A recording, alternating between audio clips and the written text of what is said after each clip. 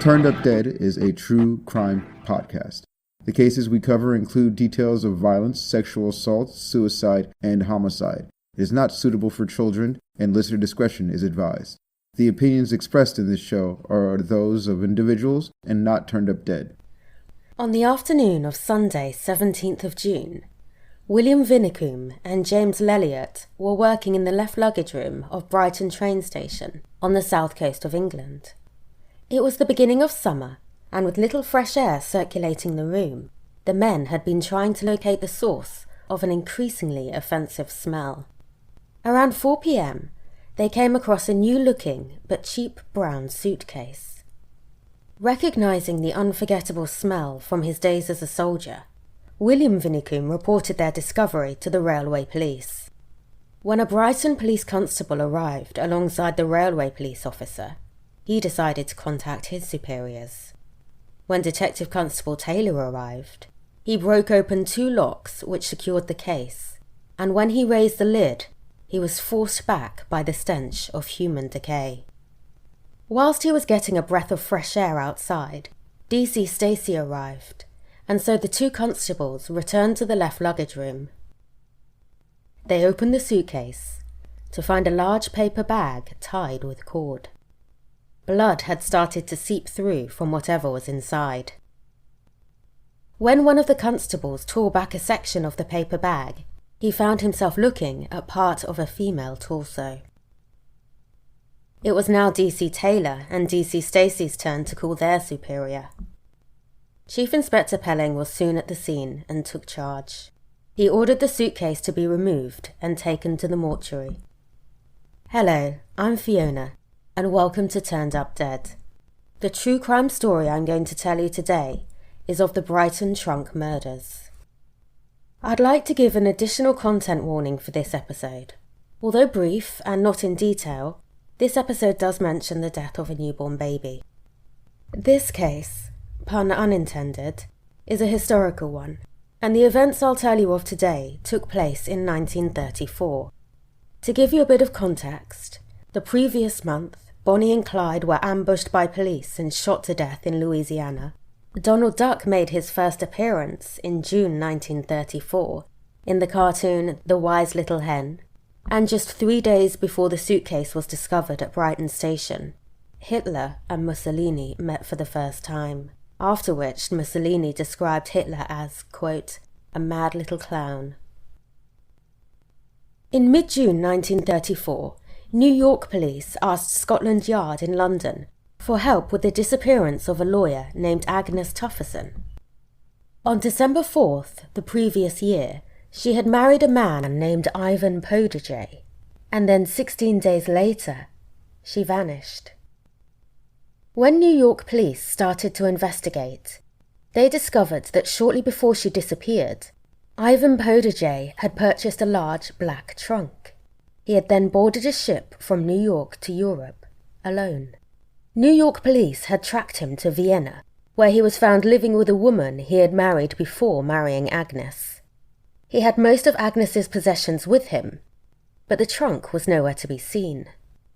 Although New York police thought it unlikely that anything would be found in England, they asked Scotland Yard to help with the investigation on UK soil. As police searched other left luggage at Brighton rail station for more body parts, and train stations across the UK were on the lookout for similar left trunks, in the mortuary, the Brighton station suitcase and its contents were examined. The trunk-style suitcase measured about 70 by 45 centimetres and was about 28 centimetres tall. The trunk would have been sold with a tray, which was missing. It didn't match the description of the missing trunk New York police were looking for. The Brighton torso trunk had been left at the station on the 6th of June, which was nearly 6 months after Agnes Tufferson was last seen. Even Agnes's sister suspected Ivan of pushing Agnes's body through the porthole of his cabin and into the Atlantic as he fled New York for Europe. Police in Brighton ruled out any connection between Agnes and their unidentified woman's torso. A local doctor said the torso appeared to be from a woman in her early to mid-40s. There were no identifying marks, and no clothing or belongings had been left with it. Brighton's Chief Constable Captain Hutchinson said, quote, "The limbs had been removed carefully, but not scientifically, and the arms, for instance, had not been severed at the shoulder, but a few inches below." End quote. In an attempt to stop blood from seeping out, the torso had been wrapped in cotton wool, and the paper bag had been soaked in olive oil. The cord used to tie the package was window blind cord, which had no identifying features and could be commonly found. The only clue was 4 letters on the brown paper. F-O-R-D. Ford. The F wasn't a capital letter, and the paper had been torn right before it and straight through a preceding letter. The torn letter looked like it could have been another F or an L. Brighton police believed it likely to be the suffix, the ending of a word, of a place name, such as Oxford. Chief Inspector Donaldson and Detective Sergeant Sorrell from Scotland Yard were called in to assist Captain Hutchinson. The suitcase had been deposited at Brighton Station on June 6th, 11 days prior to its discovery, and on a Derby Day. Although not held in Brighton, many people, especially those in the south of England, travelled via train from and through Brighton to get to the horse race in the town of Epsom, just outside London, and so Brighton train station was much busier than usual. The left luggage room attendant who had taken the suitcase was a man named Harry Roud.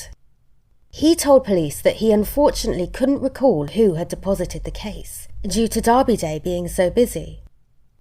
He told police that out of about 90 suitcases that had been left that day, the torso trunk was number 70. According to the attendant's records, it had been handed in the late afternoon. The police began to review cases of missing women local to the Brighton area. However, Captain Hutchinson told press that he thought it unlikely that someone would commit a crime and, quote, leave the evidence of it, as it were, on his own doorstep, end quote. The officers who searched the remaining bags at Brighton Station found no other body parts or items connected to the first trunk that day, but inside a locker they found a straw basket. It had been in the locker for more than 3 months, and officers were just able to make out the initials VP on the lid. When they opened the basket, they found the remains of a newborn baby girl tucked inside. There was no way to know if she had lived a short while before her death, or had been stillborn. The baby girl was never identified. On Monday 18th of June, another station attendant named William alerted police to a suitcase that he had found at King's Cross train station in London. The suitcase was of a similar trunk style to the Brighton suitcase, and it had been left in the cloakroom on June 7th, the day after the torso trunk had been left at Brighton station. Inside the trunk found at King's Cross were 4 packages, each wrapped in oil-soaked brown paper and tied with string. A police officer opened a package, and like a repeat of the day before, it revealed part of a woman's body. Inside this suitcase were a pair of women's legs and her feet. The trunk was immediately sent to Brighton, and Sir Bernard Spilsbury, the Home Office's famed pathologist, nicknamed the modern Sherlock Holmes, was called to Brighton to examine the remains. The remains of a label was visible on the trunk, but having no words or image left on it, it wasn't much help. Pages from 2 different newspapers had been used to pack the legs and feet. Some of the pages were from the Daily Mirror, which was at the time only sold within a 50-mile radius of central London.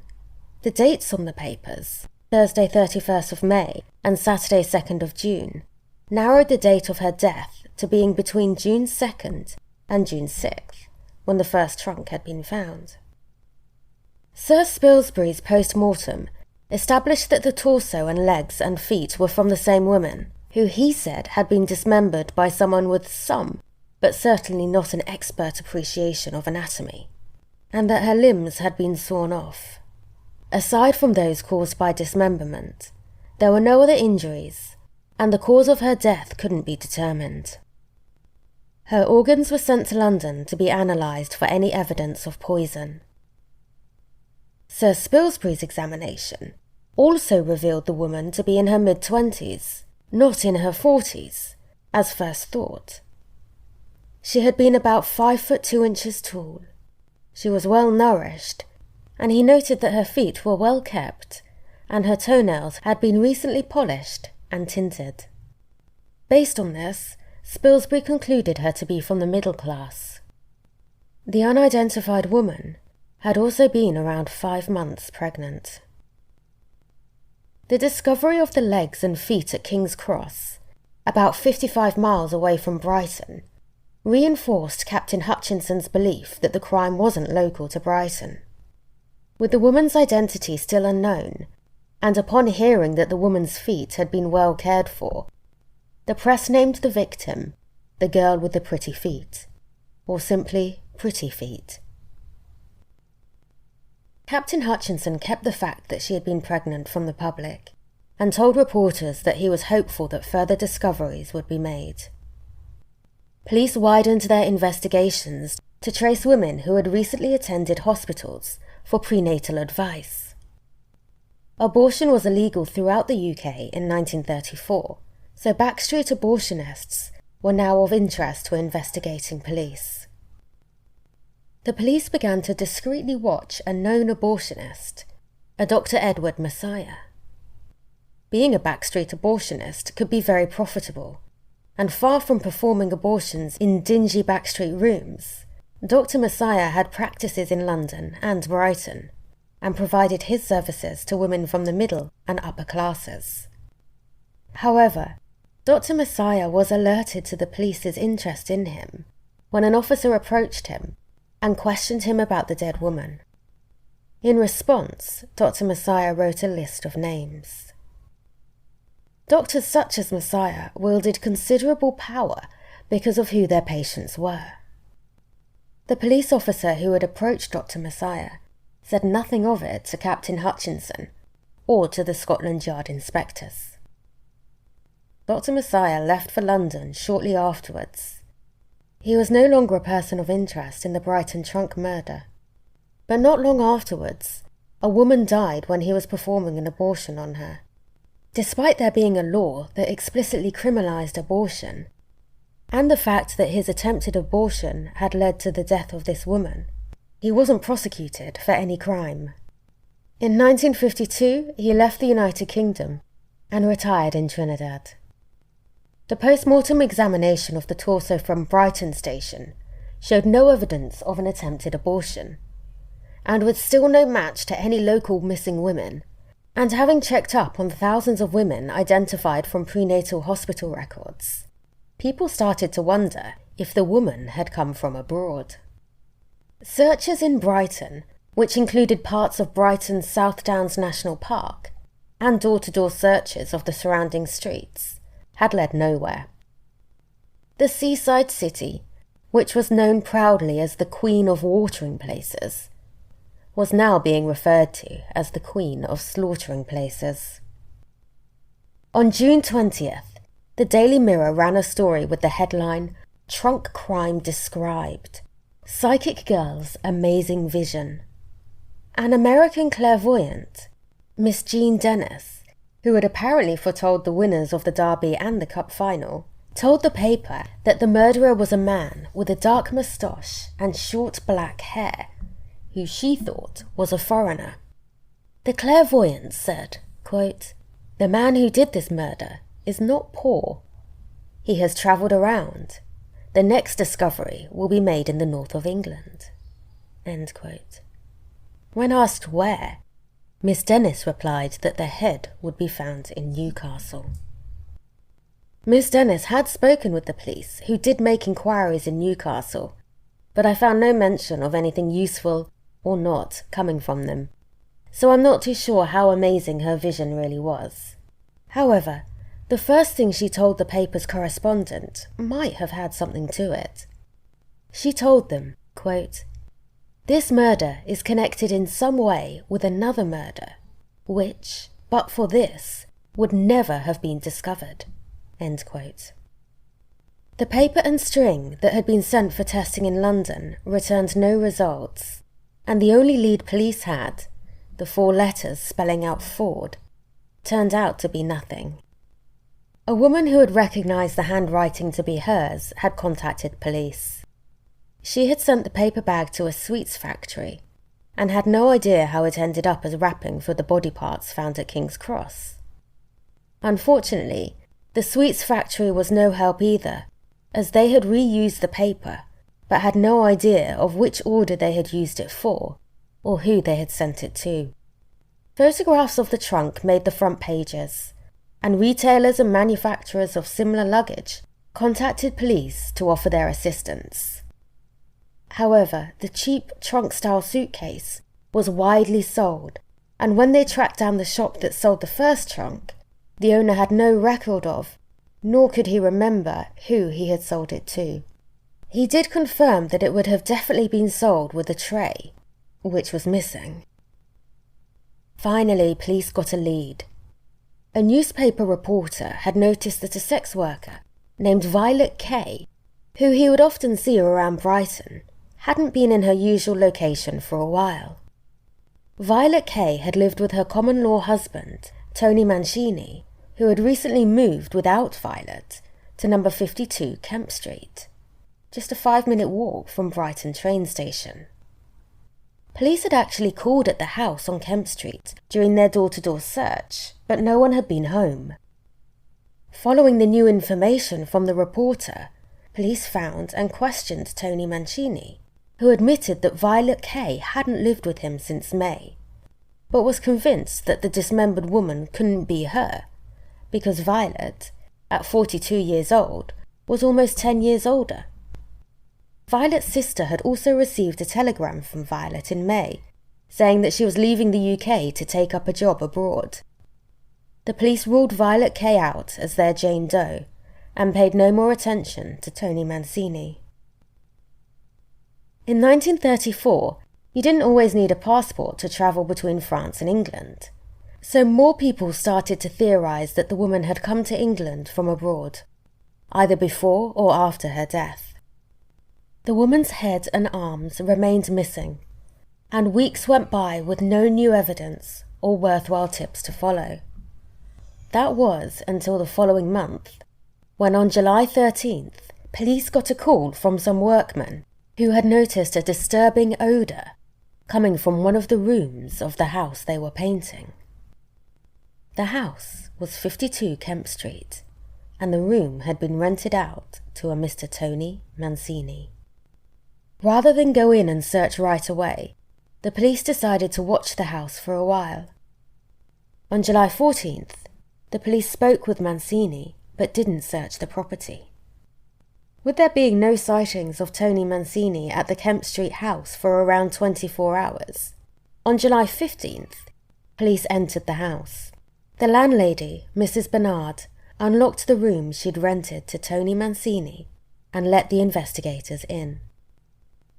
Inside, the source of the smell was quickly identified as coming from a large trunk. Certain that they had found the woman's missing arms and head, police opened the trunk. Inside was not only the head and arms, but a whole female body that was well into the stages of decomposition. Perhaps the American clairvoyant was psychic after all. Scotland Yard's Donaldson and Sorrell immediately rushed to the scene in flying squad cars, and Sir Bernard Spilsbury was called back to Brighton.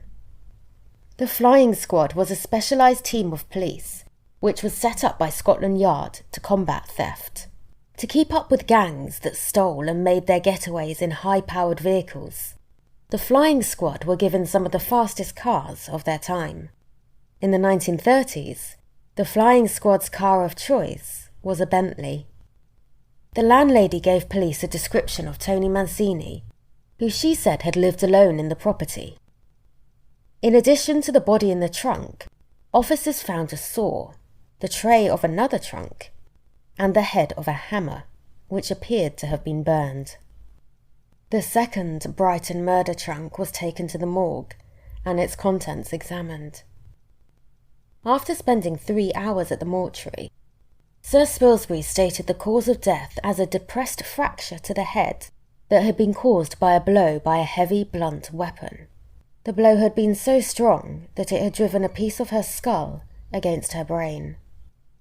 The woman's body had been folded into the fetal position and stuffed into the trunk along with some bloody items of men's and women's clothing, and then covered with an overcoat. Detectives were sure that the murdered woman was Tony Mancini's common-law wife, Violet Kay, who Mancini had been telling people had moved to France. Violet Kay's mother visited the mortuary, and the woman was officially named as Violet. Before going on the run, Mancini was employed at the Skylark Cafe on Brighton's seafront. When he wasn't employed, he committed petty crimes and lived off the money Violet made from sex work. He wanted to be seen as tough. His real name was Cecil Lewis England, and he was very much English, but it was said he used the name Tony Mancini to make people think of him as an Italian gangster. He had also gone by the names Jack No-Tire, Tony English, and Hyman Gold. Police forces across the UK were on the lookout for Mancini. In Brighton, the police had to disperse a crowd of people who had gathered outside the town hall in the hope of seeing Mancini being brought in once caught. It wasn't long before he was first seen and then arrested in northeast London.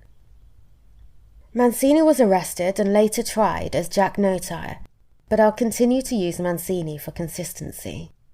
When approached by police, he told them, "I'm the man, but I didn't murder her." Mancini was promptly transported to Brighton. Detectives soon ruled him out as having any involvement with the still unidentified dismembered woman found at Brighton and King's Cross train stations. But despite maintaining his claims of innocence throughout his interrogation regarding Violet Kay, Mancini was charged with her murder. In 1934, the UK still had the death penalty, and death by hanging was the mandatory sentence for being found guilty of murder. So Mancini's trial was to be a capital case. Mancini spent most of the next 20 weeks in Brixton Prison, awaiting the start of his trial, which was to be heard at the Luz Assize Court, about 10 miles from Brighton. Public interest was so strong that members of the public wanting to attend the trial needed to apply in advance. Admission to the proceedings would be by ticket only. Applications came from all over the UK, and there were even 2 that came from abroad, one from France and another from Belgium. With so much of the media and public's attention focused on and around Mancini, it was easy to forget the person who had lost their life. Violet Kay, born Violet Watts in 1891 or 1892, came from a large family and was one of around 10 to 15 children. She was also known as Violet Saunders.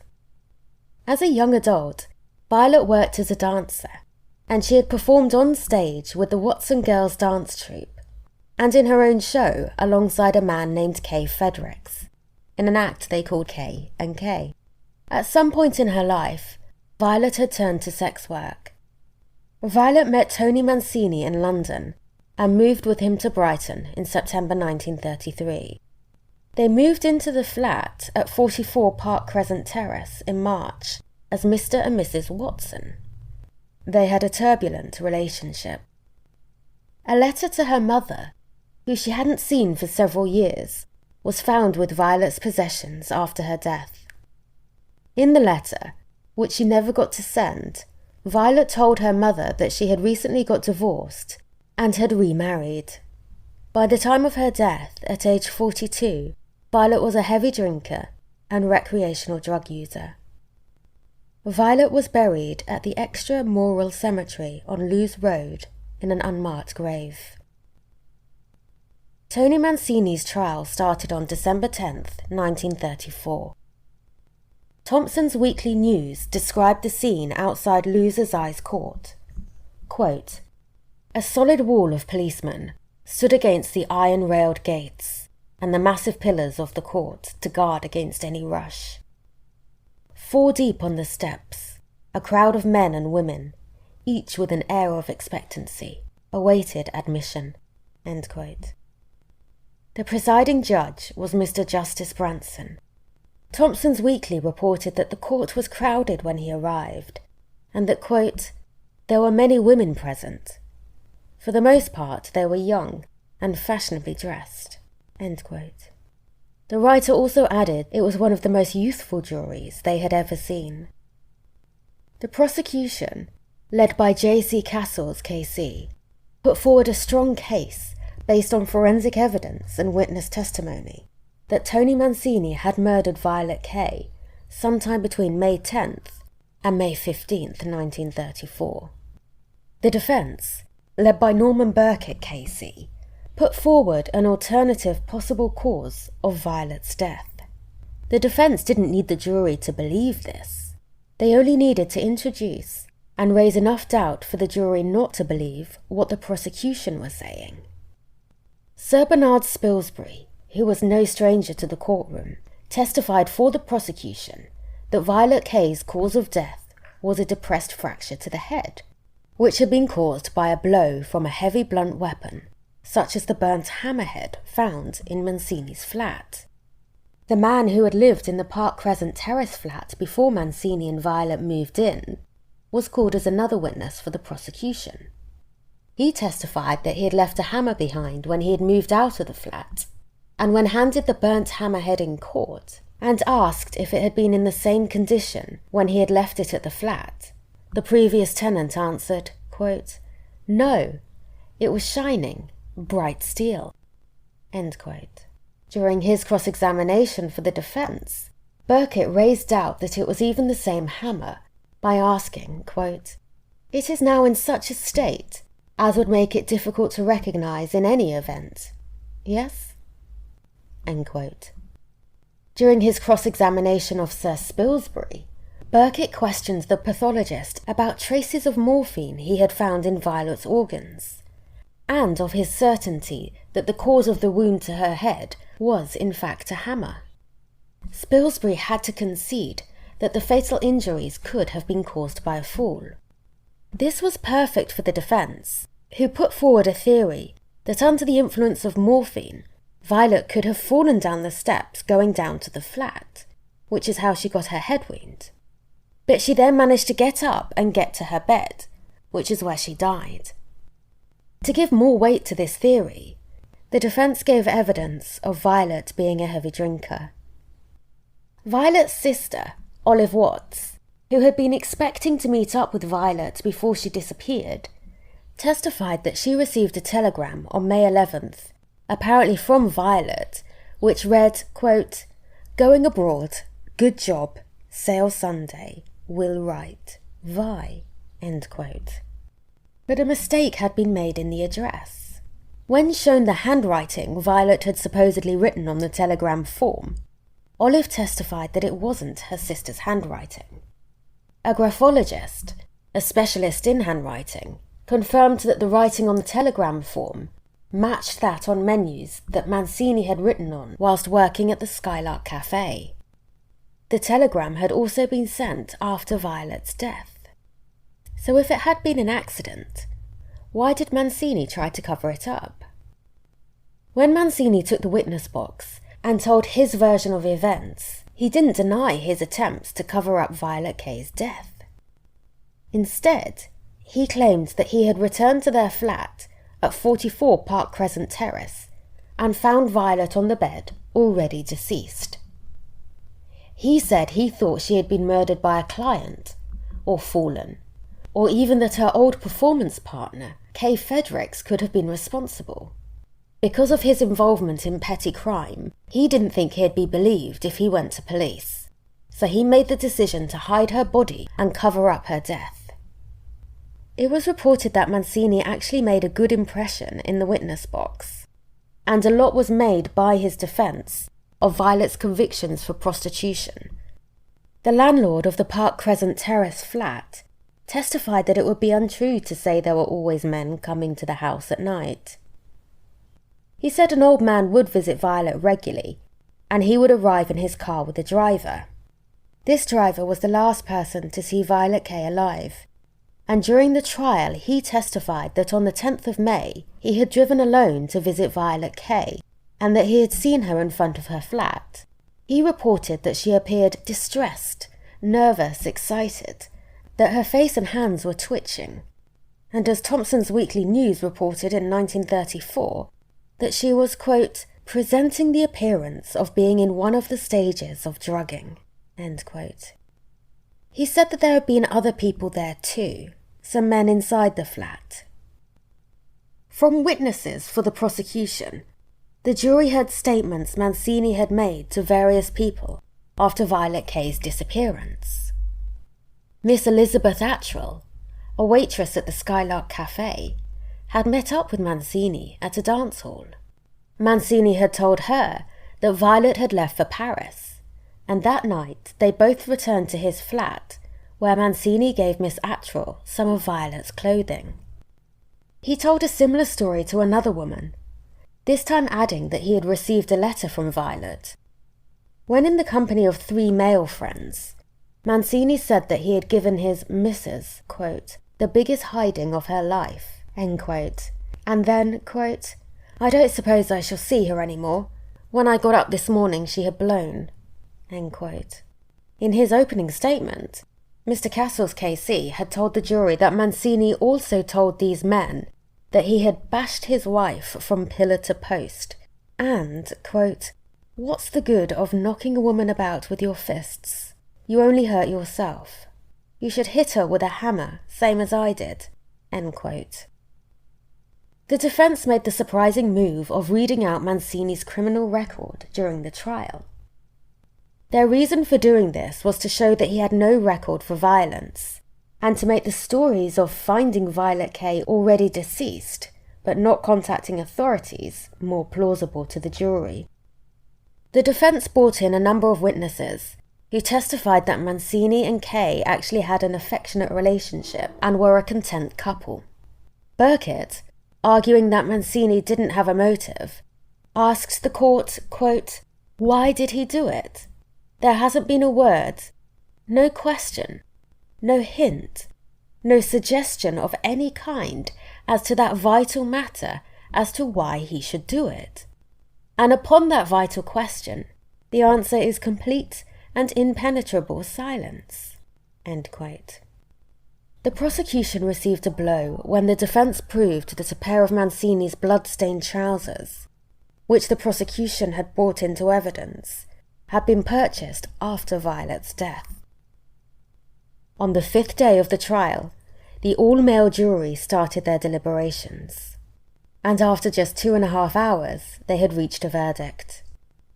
When asked if they found the prisoner guilty or not guilty of murder, the foreman replied, not guilty.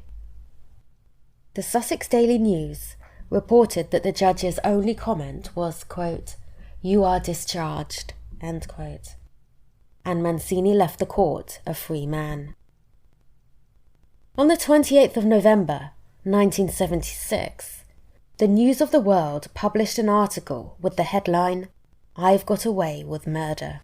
In the article, for which he was paid, Mancini confessed that he had killed Violet Kay 42 years earlier in May 1934. I was unfortunately unable to find the original article, but according to the Wikipedia page, which references Sussex police records as their source, Mancini, who by then was using his real name, Cecil Lewis England, had confessed that Violet Kay had attacked him with a hammer during a heated fight. He said he had wrestled the hammer from Violet and then threw it at her when she demanded it back. The hammer had hit Violet on the left temple and killed her, and in a panic he had stuffed her body into the large trunk. I'm not convinced by this story of throwing the hammer. I think his actions were more intentional, and I think he certainly had a motive to kill Violet. Even Burkitt, who had saved Mancini from the gallows, described him as, quote, a despicable and worthless creature, end quote. Earlier on the day of her death, Violet, whilst reportedly very drunk, had gone into the cafe where Mancini worked and accused him of being familiar with a young waitress who also worked there. The waitress was Elizabeth Attrell, who testified during trial that Mancini told her that Violet had gone to Paris and had then invited her back to the Park Crescent Terrace flat, where he had given her some of Violet's clothing. The driver of the old man who would visit Violet had seen her on the same day outside the flat, looking distressed and under the influence of drugs or alcohol. It can't have been much longer after this that Violet was killed. Mancini bought a large trunk at an open-air market, and the night he bought the trunk, he didn't sleep in the flat. On May 11th, he sent the telegram to Violet's sister, in which he claimed to be Violet and said that she had left England for a job. On the 14th of May, the landlord, Mr. Snuggs, saw Mancini at the flat with a young woman. Mancini had introduced the young woman as his sister and told him that he was giving up his tenancy and that Violet had run away to France. On May 15th, the furniture was removed from the Crescent Park Terrace flat and taken to Kemp Street. With the help of a man named Thomas, who knew Mancini as Tony England, Mancini moved the trunk onto a wheelbarrow and out onto the street. To explain away the weight of the trunk, Mancini told Thomas it was full of china. The two men pushed the trunk across a park area called the Level, then along Trafalgar Street, and then onto Kemp Street. It would have taken about 15 minutes. Once they had got the trunk inside the Kemp Street flat, they placed it at the end of the bed, and Mancini put a cloth over it. After a couple of weeks, other residents in the Kemp Street house started to complain of a foul smell. Mancini explained the smell as being from a pair of dirty old football boots and football kit. During the trial, Castles KC told that, quote, 2 months later, the body laid doubled up in the trunk. The accused slept in the flat. Others occupied the room with him at times, and he explained the unpleasant character of the trunk in different ways. When his landlady noticed the fluid coming from it, he said it was French polish, end quote. On the 13th of July, workers painting the front of 52 Kemp Street tipped off the police about the odour coming from one of the rooms. On the 14th of July, the police spoke to Mancini, but for some reason they didn't search the property. Mancini spent the most of that night in a dance hall. He left the dance hall, and in the early hours of July 15th, he returned to Kemp Street, where he packed some belongings, took all his money, and went on the run. Well, he walked around Brighton from around 3 a.m. until about 7 a.m, when he got on a train to London from Preston Park Station, just north of Brighton City. Later on July 15th, the landlady unlocked his door and the police discovered Violet's body.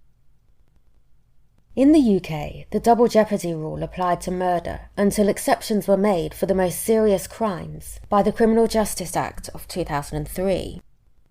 Until then, a person couldn't be tried again for a crime for which they had previously been acquitted. This meant that even with Mancini's confession, he couldn't be prosecuted again for Violet Kay's murder. By confessing, Mancini had inadvertently admitted that he had lied under oath, and a prosecution for perjury was considered, but not pursued due to a lack of evidence. Mancini later recanted his confession, and not long after died of natural causes. Justice was never served for Violet Kay or her family. Sadly, justice wasn't to be served for the first Brighton trunk murder victim either. After exhaustive police inquiries, and looking into the cases of over 700 missing women, the investigation into the death of the woman found in the train station trunks came to a standstill. The woman's head, arms and hands were never found, and to this day, the identity of the woman known only as the girl with the pretty feet remains a mystery. So what do I think? Please remember that these are just my own thoughts, and that I have no background in law or law enforcement. Even though these murders and the trial happened almost 90 years ago, I see similarities with similar crimes and trials today. The Brighton trunk murders and Mancini's trial for murder was big news, and it was reported across the UK and abroad. Whilst researching this episode, I found a number of articles from US newspapers. As with high-profile cases today, the story was closely followed by the media, and the people involved gained a celebrity-like status. Just like more recent murderers, from Ted Bundy to Chris Watts, Tony Mancini was romanticised by the media and the public. Thompson's Weekly News reported, quote, "Most women would call him handsome. He has long dark eyelashes and brown eyes with a narrow mouth set in an oval face." End quote. That makes me feel a bit sick, to be honest. An illustration from a very dramatised comic book style telling of the events surrounding Violet Kay's death shows a crowd of people, many of whom are women, clambering outside the court. The caption reads, quote, "Pajama girls fight to see Mancini outside Brighton Police Court." End quote. I'm not too sure what a pajama girl is. If you know, please tell me. Something else that I didn't like, but I still see in the media today, was the double standards that were used when reporting. A present-day example of this was highlighted recently by Oprah in her interview with Meghan and Prince Harry. In 2018, alongside a picture of Prince William's wife, Kate, touching her pregnant stomach, the Daily Mail tabloid wrote, quote, "Not long to go. Pregnant Kate tenderly cradles her baby bump." End quote. Whereas when they published a picture of Meghan touching her pregnant stomach in 2019, they wrote, quote, "Why can't Meghan Markle keep her hands off her bump? Experts tackle the question that has got the nation talking. Is it pride, vanity, acting, or a new age bonding technique?" End quote. A similar thing happened with the way the media in 1934 spoke about the two victims of the Brighton trunk murders. The unidentified woman, who was thought to be from the middle class, was called the girl with the pretty feet, whereas Violet Kay, a sex worker who lived in one of the poorest areas of Brighton, was described in an unfairly negative light, despite also being a victim. As with such serious and such publicised criminal cases today, there were some big names involved, and there was the opportunity for some of the key players to make a name for themselves. Mancini's defence lawyer, Norman Burkett KC, went on to sit as a judge on the Nuremberg trials of German war criminals. And a few years after Mancini's trial, Mr. Justice Branson was appointed judge for the breach of contract trial between Warner Brothers and actress Bette Davis. I'm glad to see that some things have changed since the 1930s. There being many more female jurors for a start. And in the UK, the legalisation of abortion and the abolishment of the death penalty. So, did the jury reach the correct verdict? Based on what I was able to read about the trial and the arguments given and evidence shown by both the prosecution and defence, I believe the jury did reach the correct verdict. Mancini's lawyer did an excellent job, and I don't think the prosecution was able to prove that Mancini had murdered Violet beyond reasonable doubt. However, I do believe that he did murder her. I just don't think they were able to prove it in court. I'm not sure that they would have got a prosecution, even if Mancini could have been tried again after his confession. The pathologist Sir Bernard Spilsbury, who would later be given the nickname the Father of Forensics, did agree that a fall could have caused Violet's injuries. And this might be enough for a jury to not be convinced of guilt beyond a reasonable doubt, even with a confession. Even if they believed Mancini was guilty, there is still the chance that Violet fell, and this was a capital case. Would they want to take that risk? although Sir Bernard Spilsbury did have and does have quite a few critics. I think Mancini certainly had a motive. The waitress from the cafe. I didn't see any mention of her from what I was able to find about the trial, and I do wonder if, had the prosecution highlighted this, the verdict would have been different. Overall, it's just really sad that neither woman got the justice they deserved, and that 2 people got away with murder. To finish this episode on a lighter note, I did notice one more positive change since the 1930s, and that's that we are considered younger for much longer nowadays. The old man who would visit Violet K was only 56 years old. Thank you for listening to Turned Up Dead. All sources for this episode can be found at turnedupdead.com. There's a link in the show notes. And if you enjoyed this episode, please subscribe and if you can, leave a review. Remember, if you listen carefully, even the words of liars will tell you the truth.